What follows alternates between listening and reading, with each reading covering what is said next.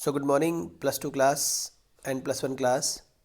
So let's start the next topic from the same chapter, security in the contemporary world. समकालीन विश्व में सुरक्षा। कहते हैं कि हमने देखा कि सुरक्षा पर मंडराते इन अनेक अपारंपरिक खतरों से निपटने के लिए सैन्य संघर्ष नहीं बल्कि आपसी सहयोग की ज़रूरत है। अभी आपने देखा कि हम लोगों ने सुरक्षा की पारंपरिक धारणा के बारे में पढ़ा, फिर से हमने सुरक्षा की अपारंपरिक धारणा के बारे में पढ़ा। आज दुनिया के सब देशों के सामने कहीं ना कहीं अपारंपरिक रूप से बहुत सारे खतरे हैं। अब कोई भी देश इन सभी डेंजर से या इन सभी खतरों से अकेले में निपटने में इतना कारगर नहीं है कि वो अकेले इन सब खतरों से निपट सकता है। कुछ देश ऐसे हैं जो बहुत ही सक्षम है, या हम कह सकते हैं कि वो उनके पास सारे रिसोर्सेज हैं कि वो उनसे लड़ सकते हैं, जो डेवलप कंट्रीज़ हैं। लेकिन कहीं ना कहीं उन्हें भी डेवलपिंग कंट्रीज़ क्या या दूसरी कंट्रीज़ का कहीं ना कहीं कोऑपरेशन चाहिए, उनका साथ सहयोग चाहिए, तभी वो जो है वो अपने इन सब चीज़ों के लिए दूसरी चीज़ों पर कहीं ना कहीं दूसरे देशों पर डिपेंड है। तो कहता है आतंकवाद से लड़ने अथवा मानवाधिकारों को बहाल करने में भले ही सैन्य बल की कोई भूमिका हो, और यहाँ भी सैन्य बल एक सीमा तक ही कारगर हो सकता है। यानी कि अभी मैंने आपको पीछे भी चैप्टर में बताया था, अभी किसी भी ताकतवर देश के द्वारा कोई भी मिलिट्री फोर्स का यूज़ करना है तो उसके लिए एक लिमिट होती है। हम उस लिमिट से ऊपर यूज़ नहीं कर सकते। लिमिट का मतलब है कि अगर सैन्य पावर के द्वारा या मिलिट्री पावर के द्वारा सिविलियन की अगर जान जाती है तो इससे हम आतंकवाद को नहीं ख़त्म कर सकते। लेकिन गरीबी मिटाने, तेल तथा बहुमूल्य धातुओं की, यानी कि अगर बात करते हैं कि पॉवर्टी को एंड करना है, या ऑयल क्राइसिस के बारे में है, या ऑयल जैसी वैल्यूएबल चीज़ों की पूर्ति करने में है, अप्रवासियों या रिफ्यूजी की प्रॉब्लम्स है, तथा महामारी के नियंत्रण, कोई एपिडेमिक्स आ जाती है और नियंत्रण में सैन्य बल से क्या मदद मिलेगी, क्या ये जो मिलिट्री फोर्स है इसमें कोई हेल्प कर पाएगी, ये कहना मुश्किल है। वस्तुतः ऐसे अधिकांश मसलों में सैन्य बल के प्रयोग से ही मामला बिगड़ेगा और ख़राब होगा। ज़्यादा प्रभावी यही होगा कि अंतर्राष्ट्रीय सहयोग से रणनीतियाँ तैयार की जाए, मतलब ज़्यादा से ज़्यादा इंटरनेशनल कोऑपरेशन की पॉलिसीज़ बनाई जाए। सहयोग जो होता है वो द्विपक्षीय, यानी कि दो देशों के बीच, या क्षेत्रीय, महादेशीय अथवा वैश्विक स्तर का हो सकता है। कहने का मतलब है रीजनल कोऑपरेशन हो सकता है, कुछ कंट्रीज़ का हो सकता है, या पूरे ग्लोबल कंट्रीज़ का भी हो सकता है। यह इस बात पर डिपेंड करेगा कि खतरे की प्रकृति क्या है, what is the nature of the danger या एनी टाइप ऑफ प्रॉब्लम। विभिन्न देश इससे निपटने के लिए कितने इच्छुक तथा सक्षम है, इसके अलावा भी देशों का इंटरेस्ट कितना है। सहयोगात्मक मूलक सुरक्षा में विभिन्न देशों के अतिरिक्त अंतर्राष्ट्रीय स्तर की अन्य संस्थाएं, जैसे कि अंतर्राष्ट्रीय संगठन जिसमें इंटरनेशनल ऑर्गेनाइजेशन कहते हैं, इसमें अलग अलग जो संस्थाएं हैं वो सभी आ सकती हैं, जिसमें इंटरनेशनल ऑर्गेनाइजेशन आ सकता है। संयुक्त राष्ट्र संघ, विश्व स्वास्थ्य संगठन, मतलब विश्व स्वास्थ्य संगठन की बात करते हैं, WHO world health organization, world bank, international monetary fund जिसमें अंतर्राष्ट्रीय मुद्रा कोष, स्वयंसेवी संगठन, एमनेस्टी इंटरनेशनल, रेड क्रॉस, और कोई निजी संगठन जिसकी हम बात बोलते हैं प्राइवेट ऑर्गेनाइजेशन, तथा दाता संस्थाएं, यानी कि जो चैरिटेबल ऑर्गेनाइजेशंस हैं, चर्च, धार्मिक संगठन, मजदूर संगठन, लेबर ऑर्गेनाइजेशन, सामाजिक और विकास संगठन की बात करते हैं, व्यावसायिक संगठन या ट्रेड ऑर्गेनाइजेशन जो है, और निगम तथा जानी मानी हस्तियां जैसे कि नेल्सन मंडेला, मदर टेरेसा भी शामिल हो सकती हैं। सहयोगमूलक सुरक्षा में भी अंतिम उपाय के रूप में बल प्रयोग किया जा सकता है। कहता है भी लास्ट जो है इसके खिलाफ जो है वो बल प्रयोग किया जा सकता है। अंतर्राष्ट्रीय बिरादरी उन सरकारों से निपटने के लिए बल प्रयोग की अनुमति दे सकती है जो अपनी ही जनता को मार रही हो। यानी कि अगर किसी देश में ऐसा हो रहा है कि वो अपने देश की जनता को मार रही हो तो वहाँ बल प्रयोग भी किया जा सकता है। अथवा गरीबी, महामारी जिसमें हम पॉवर्टी की बात करते हैं, एपिडेमिक्स की बात करते हैं, और इससे भी ज़्यादा प्रलयकारी घटनाओं की मार झेल रही जनता के दुख दर्द की उपेक्षा कर रही हो, ऐसी स्थिति में सुरक्षा की अपारंपरिक धारणा का जोर होगा और बल प्रयोग सामूहिक स्वीकृति से और सामूहिक रूप से किया जाए, न कि किसी एक देश, अंतर्राष्ट्रीय बिरादरी और स्वयंसेवी संगठनों समेत अन्यों की मर्जी पर कान दिए बगैर बल का प्रयोग का रास्ता अख्तियार किया जाए। मतलब यहाँ जो है वो ये कहने का बात हो रही है अभी, अगर कोई ऐसा देश जो अपने देश की जनता की परवाह नहीं कर रही है, वहाँ की गरीबी में उनकी कोई मदद नहीं कर रही है, वहाँ एपिडेमिक्स फैली है उसको भी दूर नहीं कर पा रही है, तो ऐसे में जो होगा कि सुरक्षा की पारंपरिक धारणा का जोर होगा। और कहता है वहाँ पर कलेक्टिवली जो परमिशन होगी और सामूहिक रूप से बल का जो है वो प्रयोग किया जाएगा।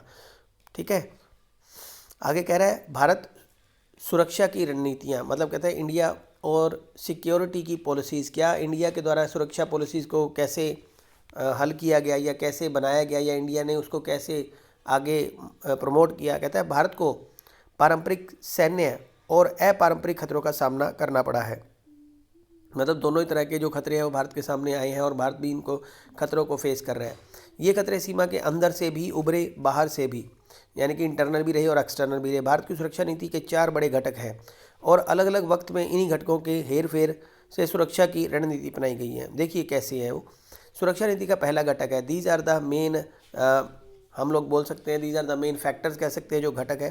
ठीक है, सबसे पहला है कि सैन्य क्षमता को मजबूत करना, क्योंकि भारत पर पड़ोसी देशों से हमले होते रहे हैं। मतलब सबसे पहले जो हमें जरूरत है कि we have to improve the military power, we have to strengthen our military power. कहते हैं भारत पर पड़ोसी देशों से हमले होते रहे हैं। पाकिस्तान 1947 से 48, 65, 71, 99 और चीन ने 1962 पे भारत पर हमला किया। दक्षिण एशियाई इलाके में भारत के चारों तरफ परमाणु हथियारों से लैस देश है, यानी कि अगर हम बात करें तो साउथ एशिया के भारत के चारों तरफ ऐसे देश हैं जिनके पास की परमाणु हथियार हैं।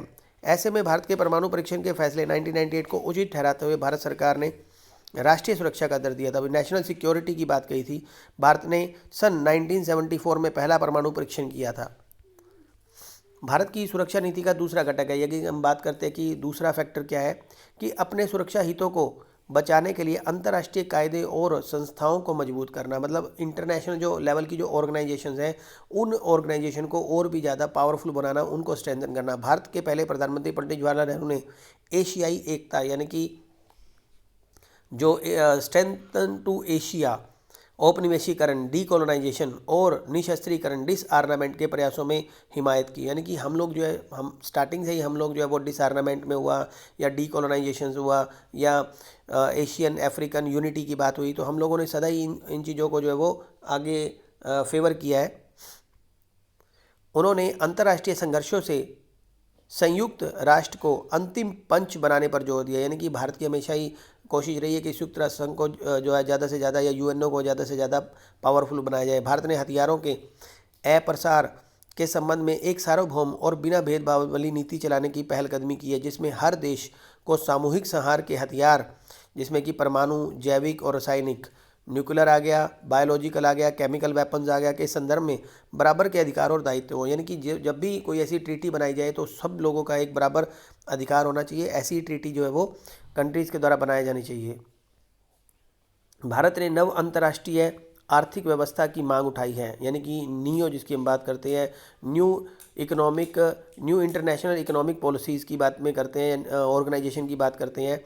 सबसे बड़ी बात यह है कि दो महाशक्तियों की खेमेबाजी से अलग उसने गुट निरपेक्षता के रूप में विश्व शांति का तीसरा विकल्प सामने रखा था। यानी कि अगर हम बात करें कि जब कोल्ड वॉर का टाइम था, यानी कि शीत युद्ध का समय था, तो भारत ने एक ऐसा विकल्प रखा था जिसमें कि देश जो है वो किसी भी तरह से खेमे में, दोनों खेमे में से किसी भी खेमे को या दोनों ब्लॉक में से किसी भी ब्लॉक को ज्वाइन ना करे।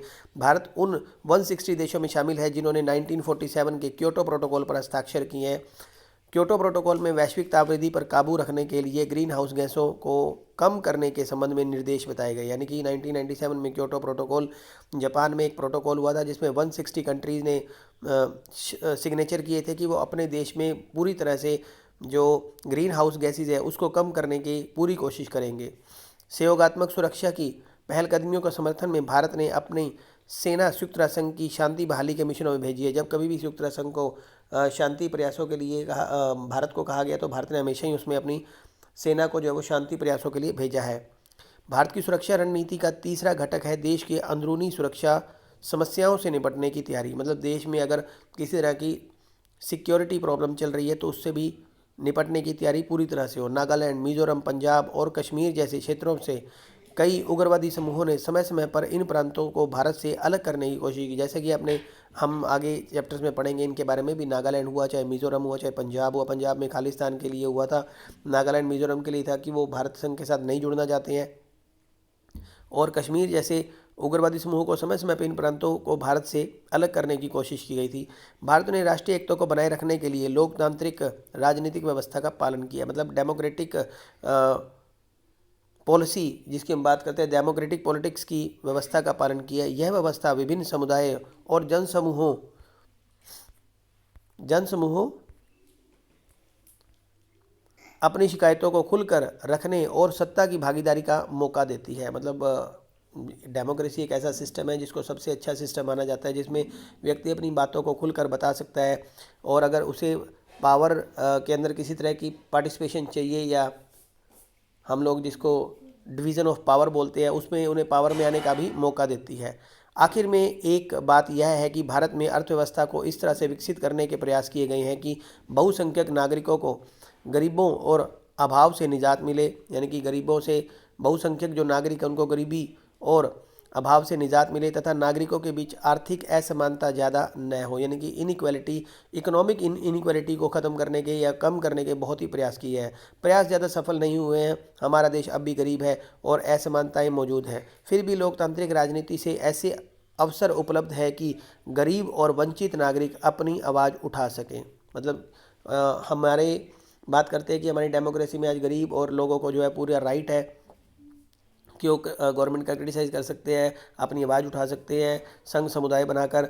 लोकतांत्रिक रीति से निर्वाचित सरकार के ऊपर दबाव होता है कि वह इकोनॉमिक प्रोस्पेरिटी को, यानी कि आर्थिक समृद्धि को मानवीय विकास का सहगामी बनाए, यानी कि इसको मानव के साथ, मानव विकास के साथ या मानव की प्रोस्पेरिटी के लिए इसको इसके साथ जोड़े। इस प्रकार लोकतांत्रिक सिर्फ राजनीतिक आदर्श नहीं है, कहता है लोकतंत्र जो चलता है वो सिर्फ एक पॉलिटिकल आइडियोलॉजी नहीं है।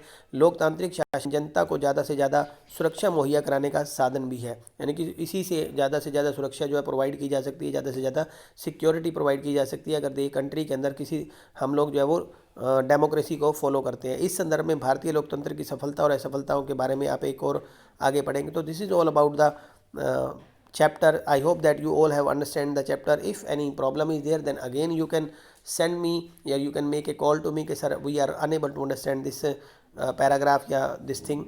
So again we can discuss this thing. So this is all about the chapter. Thank you. Have a nice day.